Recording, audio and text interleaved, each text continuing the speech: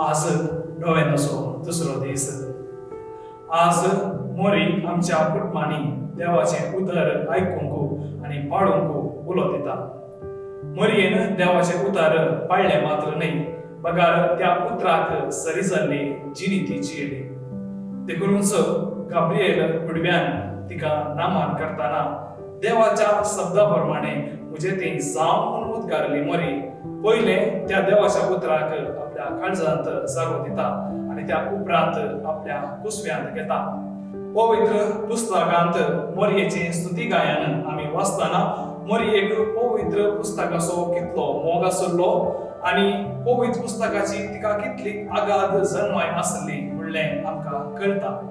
आपले सर्वेस्पराची साकर्ण म्हणून उद्गारली मोरी हे देवाचे उतर आपल्या पुताच्या जन्मातावून ताच्या कष्टापणा जिवंतपणावरेक ते नियाळता आणि खालसांत जगोवन दवरता.